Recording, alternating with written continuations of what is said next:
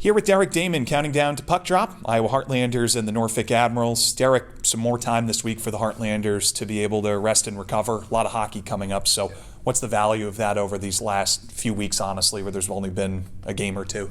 Yeah, it's good. We're basically at full strength. For us to hit this time of year at full strength, it's a good feeling to have, knowing that we got a lot of bodies and a lot of guys that can come in and contribute, and we think can help us win a championship. Heartlanders last Sunday clinched their first playoff spot in team history. We've asked you about it in a number of different ways, and you've been asked a ton about it. But now that it's been 4 or 5 days, how have guys gotten back on the horse this week and understood that this is just the beginning? Yeah, I think it's a mindset that it starts from what we preach to these guys on a daily basis. That the goal wasn't just to make the playoffs; the goal was to win a championship.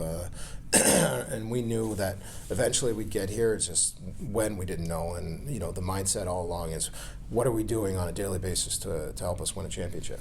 Heartlanders come in Sunday against Wichita. I mean, more of the same. I know kind of maybe some unfortunate breaks there in the second period, but just over and over and over again, this team down a couple goals or down a goal or two in the third period, able to get a point out of the game.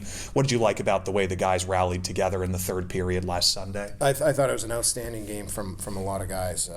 The compete was there, and typically when you have such a long break there that we had 4 days off for the guys, coming back they're going to be a little rusty. But the main thing was our compete was there right from the drop of the puck in the first period, and it stayed right through towards in overtime when we lost. But to have that compete just shows the character of the guys, and we can shake the rust off, as you want to say.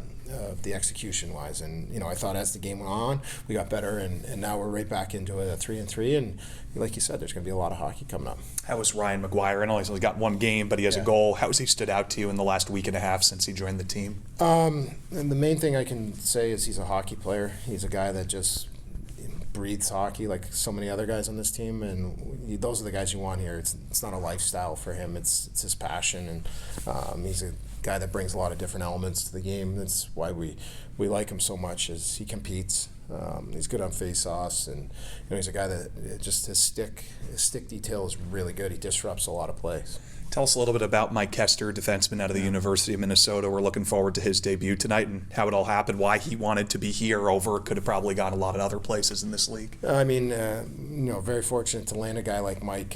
He's a guy that brings an element that we think that we need going into the playoffs. He's a guy that can run a power play, and but not just the way he runs a power play, his ability to make plays, way he defends.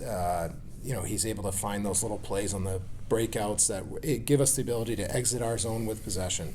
And then he just defends. Like, he's a guy that can play a two-way game.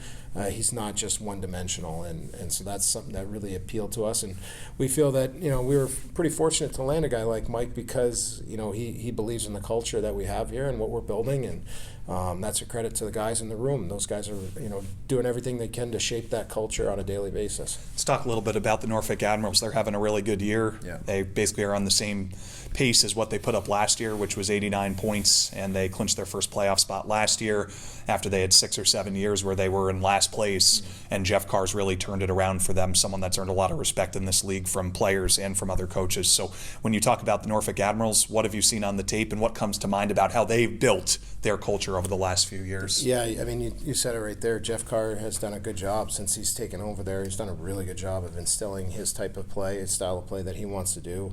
They're a group that, they love to get up and go. It's something that we've got to really make sure that we're above pucks tonight and throughout the weekend.